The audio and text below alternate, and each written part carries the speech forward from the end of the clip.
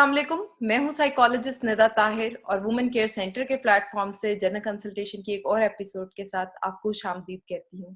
आज की इस एपिसोड में हम बात करेंगे डिप्रेशन और इसके सिम्टम्स के ऊपर। जैसा कि स्टैटिस्टिकल पॉइंट ऑफ व्यू से देखा गया है कि वर्ल्ड हेल्थ ऑर्गेनाइजेशन के अकॉर्डिंगली डिप्रेशन आजकल बहुत ज़्यादा मोस्ट कॉमन सिम्टम हो चुका हुआ है। हर दूसरा बंदा जो है वो डिप्रेशन के सिम्टम्स का शिकार है या डिसऑर्डर का शिकार है। इसी पे बात करने के लिए आज प्रोग्राम में मेरे साथ मौजूद हैं मिस परवा। मिस परवा चौधरी जो हैं वो बेसिकली क्लिनिकल साइकोलॉजिस्ट हैं और डीएचक्यू हॉस्पिटल में जो है वो अपनी सर्विसेज दे रही हैं। इसके अलावा आप ऑनलाइन उमंग एक एनजीओ है उसके साथ भी काम कर रही हैं। अस्सलाम वालेकुम मिस। वालेकुम अस्सलाम। कैसी हैं मिस आप? अल्हम्दुलिल्लाह, आप सुनाएं। हाँ जी, अल्लाह का शुक्र। मिस हमारे देखने वालों को बताएं कि डिप्रेशन होता क्या है।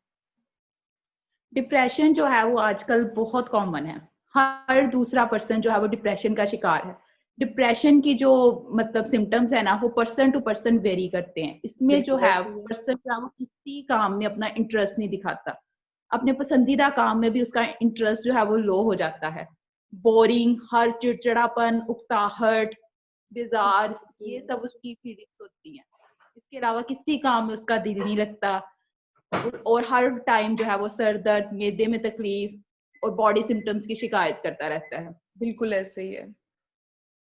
बस इसके थोड़े से क्लिनिकल सिम्टम्स भी मैं अपने देखने वालों को बताना चाहूंगी, क्योंकि हम कॉमन सिम्टम्स की तो बात करते हैं, तो क्लिनिकल सिम्टम्स की जब हम बात करते हैं तो उसमें सबसे पहले जो है वो आ जाता है उदासी महसूस करना।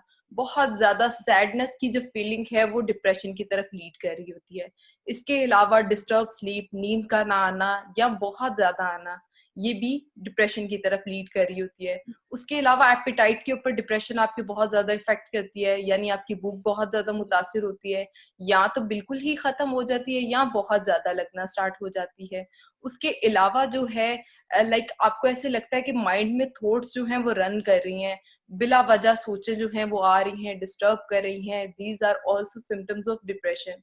उसके अलावा जब हम बात करते हैं सुसाइडियल थॉट्स की, मेन जो सिम्टम है डिप्रेशन का उसमें सेल्फ डिस्ट्रक्टिव बिहेवियर बहुत कॉमन है, कि सुसाइडियल थॉट्स बहुत ज्यादा आती हैं पेशेंट को, कि मुझे जिंदगी में रंग नजर नहीं आते, मुझे उदासी महसूस होती है, मेरा दिल नहीं लगता। मोस्टली सिम्टम्स जो हमारे पास डिप्रेशन के आते हैं उनमें कहने का एक सिम्टम जो वर्बेटम होता है क्लाइंट का, वो ये होता है कि मुझे दुनिया अच्छी नहीं लगती, मुझे जिंदगी अच्छी नहीं लगती, मुझे इसमें कोई रंग नजर नहीं आते। तो ये मोस्ट कॉमन सिम्टम्स हैं।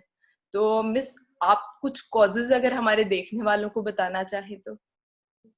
और इसके अलावा जो इंसान है वो हर काम का कसूरवार खुद को समझता है, छोटी छोटी गलतियों को। नहीं, मैं ही गलत हूँ, बिल्कुल मैंने ही ऐसे। ऐसे किया है, मेरी वजह से ही ऐसा हुआ है। और सुसाइडल थॉट्स इस वजह से बहुत ज्यादा बढ़ गई हैं। खुद बिल्कुल को ऐसे। नुकसान पहुंचाना, कट लगाना, बार बार खुदकुशी का ख्याल करना और एक दो बार तो कोशिश भी कर जाना, ये बिल्कुल सारी ऐसे। इसी के कॉजेज हैं जी। और और एक उसका जो है फीलिंग ऑफ वो गिल्ट जो है क्वेश्चनिंग। अपने आप को, जैसे आपने जिक्र किया कि मतलब अपने ऊपर अपने आप को कसूरवार समझ लेते हैं, तो फीलिंग ऑफ गिल्ट जो है वो इस तरह के पेशेंट्स में बहुत ज्यादा कॉमन होती है। वो हर चीज का कसूरवार खुद को ठहरा रहे होते हैं। अब मैं देखने वालों को बताना चाहूंगी जो इसके कॉजेज हैं वो क्या हैं। कॉजेज बेसिकली बायोलॉजिकली भी होते हैं, साइकोलॉजिकली भी हैं और सोशल कॉजेज भी हैं। जब हम बायोलॉजिकल कॉजेज की बात करते हैं तो उसमें केमिकल इम्बैलेंस बहुत ज्यादा कॉमन है, यानी ब्रेन में कुछ केमिकल्स के इम्बैलेंस की वजह से जो है, जैसे सेरोटोनिन हो गया, नोरेपिनेफ्रिन हो गया, इनके इम्बैलेंस की वजह से जो है वो मोस्टली सिम्टम्स जो हैं वो इस तरह के क्रिएट हो जाते हैं डिप्रेशन के। उसके अलावा जब हम साइकोलॉजिकल सिम्टम्स की बात करते हैं तो साइकोलॉजिकल सिम्टम्स में हो सकता है वो किसी स्ट्रेस से गुजरा हो, या किसी तरह के इंसिडेंट से किसी लव वन की डेथ हो गई हो, या कोई बिजनेस में बहुत ज्यादा लॉस हो गया हो, या कोई ऐसा सदमा जिससे वो कोप अप नहीं कर पा रहा, उससे वो गुजरा है, तो वो बहुत ज्यादा इश्यूज का शिकार हो जाता है और बहुत ज्यादा सिम्टम्स जो हैं वो एग्जैजरेट कर जाते हैं इस तरह के। उसके अलावा जब हम सोशल इश्यूज की बात करते हैं या सोशल कॉजेज की बात करते हैं, तो जब हम डिपेंडेंसी का एक एलिमेंट बहुत ज्यादा लोगों पे डिपेंड हो जाते हैं, हम हर चीज में कहते हैं आप मेरे लिए ये कर दें, जब हम डिपेंडेंसी बहुत ज्यादा कर लेते हैं लोगों पे तो वो एक बहुत डिस्ट्रक्टिव बिहेवियर है, वो भी कोज करता है डिप्रेशन की तरफ। इसके अलावा जो है, जो सिम्टम्स हमने आपके साथ शेयर किए हैं, वो अगर 2 हफ्ते या इससे ज़्यादा आपको लग रहा है कि आपके अंदर पाए जाते हैं, तो आपको किसी साइकोलॉजिस्ट या साइकियाट्रिस्ट से कंसल्ट करने की ज़रूरत है। इसके ट्रीटमेंट के लिए आपको जाना कहाँ पे है? मोस्टली आपको इसके ट्रीटमेंट के लिए साइकोलॉजिस्ट और साइकियाट्रिस्ट से कंसल्ट करने की ज़रूरत है, जिसमें आप साइकोलॉजिस्ट और साइकियाट्रिस्ट के पास जाते हैं और अपना पूरा सिम्पटम्स जो हैं वो एक्सप्लेन करते हैं, उसके बाद वो आपको ट्रीटमेंट की तरफ आते हैं। तो इधर हम आपके साथ शेयर करने जा रहे हैं कुछ ट्रीटमेंट मेथड्स। तो मिस फरवा, आप ज़रा हमारे देखने वालों को बताएँ कि ट्रीटमेंट मेथड्स डिप्रेशन के क्या हैं? सबसे पहले तो बात करते हैं डिप्रेशन की थॉट्स पे। हुँ, कौन सी ऐसी थॉट्स हैं, कौन सी ऐसी चीज़ हैं जो आपको डिप्रेस करती हैं? सबसे पहले हम उस थॉट्स को आइडेंटिफाई करते हैं। बिल्कुल इसके है। लिए जो सबसे बेस्ट मेथड है वो है सीबीटी, कॉग्निटिव बिहेवियर थेरेपी। ये जो है ऐसे वो बेस्ट मेथड है। इससे पर्सन की थॉट्स देखी जाती हैं। इसके अलावा ब्रीथिंग हम उनके सिखाई जाती है। योगा, योगा की ट्रीटमेंट जो है वो दी जाती है। आजकल जो बेसिकली एक डिप्रेशन कॉमन है वो है सीज़नल डिप्रेशन। ये हुँ, मोस्टली विंटर में होता है। तो इसके बिल्कुल लिए है। कहा जाता है कि आप ज़्यादातर सनलाइट में रहें, तो अवॉइड करें डार्क रूम वगैरह में जाने से, रोशनी हो प्रॉपर वहाँ पे काम करें। तो इसके अलावा आप डाइट पे बताया जाता है कि डाइट का प्रॉपर ख़्याल रखें, नींद अपनी कंप्लीट लें, क्योंकि डिप्रेशन में सबसे पहले जो है वो आपकी नींद डिस्टर्ब होती है। कुछ लोग बिल्कुल। बहुत कम सोते हैं और कुछ लोग को तो बिल्कुल ही नहीं। हुँ, घंटों-घंटों में नींद का इंतज़ार करना पड़ता है। उसके बाद बात करते हैं अपनी डाइट पे, अपनी डाइट का ख़्याल रखें। एक स्केड्यूल के साथ जो चल रहे हैं, उसी स्केड्यूल को लेकर चलें। और फिर आती हैं थॉट्स, कौन-सी ऐसी थॉट्स हैं जो आपको मतलब परेशान कर रही हैं? इसके लिए बिल्कुल है। सीबीटी मेथड यूज़ किया जाता है, बिहेवियर थेरेपी सिखाई जाती है। कौन-कौन से बिहेवियर्स हैं, कौन-कौन सी ऐसी थॉट्स हैं जो उन्हें डिस्टर्ब करती हैं। तो उन थॉट्स को फिर मतलब करने के लिए थोड़ी टेक्निक्स बताई जाती हैं। जैसे कि अक्सर लोग कहते हैं जी हम जब भी सोने लगते हैं तो हमें रात के वक़्त ये थॉट्स जो हैं वो परेशान करती हैं। हम इन्हें कैसे निपटें? हमें इन्हीं की वजह से हमें जो है वो तो सबसे पहले हमें वो थॉट्स आइडेंटिफाई करनी है और क्या स्ट्रेस का मतलब स्ट्रेस किस वजह से हुई है, पोस्ट ट्रॉमेटिक है, किस वजह से हुई है, तो ये सारी हिस्ट्री ली जाती है, सारा कुछ देखा जाता है। तो इसके अकॉर्डिंग ही उन्हें मुख्तलिफ थेरेपीज़, मुख्तलिफ ट्रीटमेंट दिए जाते हैं। अगर डिप्रेशन मतलब बहुत हाई हो, सुसाइडल अटेम्प्ट हो, फिर मेडिकेशन की भी ज़रूरत पड़ती है।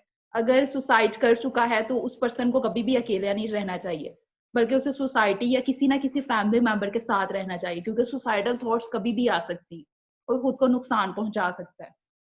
बिल्कुल ऐसे ही है।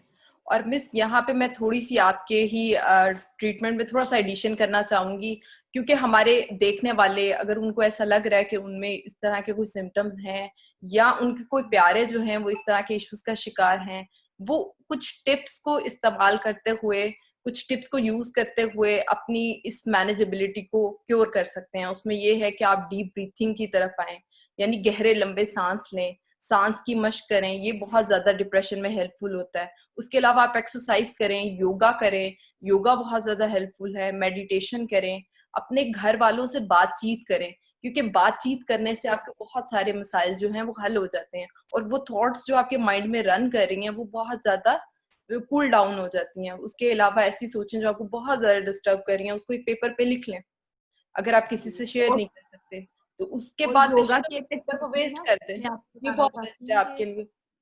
जी, मिस आप जी, क्या कह रही हैं? तो तकनीक है जिसमें ना सजदा करते हैं, मतलब हुँ, सर नीचे रखते हैं, वो तकनीक बहुत बेस्ट है डिप्रेशन के लिए। तो बिल्कुल। आप उस टेक्नीक को फॉलो करें।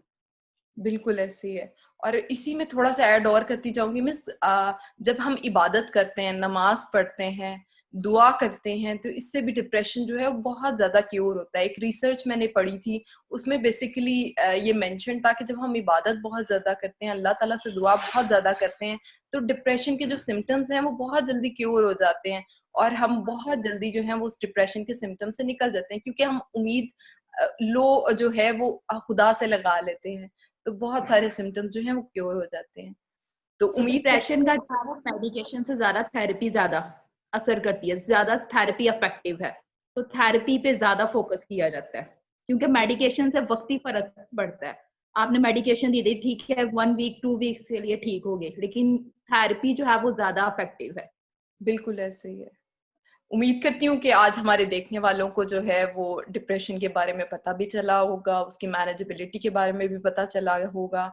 और यहाँ पे मैं ऐड कर दूं आपको कि मिस परवा ने भी जैसे कि बताया कि डिप्रेशन के सिम्टम्स क्या होते हैं, कॉजेज क्या हैं, हमें ट्रीटमेंट के लिए कहाँ रिकमेंड करने की जरूरत है, साइकोथेरेपी का डिप्रेशन में क्या रोल है और साइको मेडिकेशन का क्या रोल है। हम एंटी डिप्रेसेंट्स इस्तेमाल तो करते हैं, लेकिन एंटी डिप्रेसेंट्स के साथ साथ साइकोथेरेपी की बहुत ज्यादा इंपॉर्टेंस है। तो उम्मीद करती हूँ कि आज के प्रोग्राम से आपने बहुत कुछ सीखा होगा। अगर मजीद आपका कोई क्वेश्चन है या मजीद किसी टॉपिक के बारे में जानना चाहते हैं तो नीचे कमेंट्स में आप जरूर मेंशन कीजिए। इसी के साथ मुझे इजाजत दीजिए और मिस परवा को भी इजाजत दीजिए। अल्लाह हाफिज।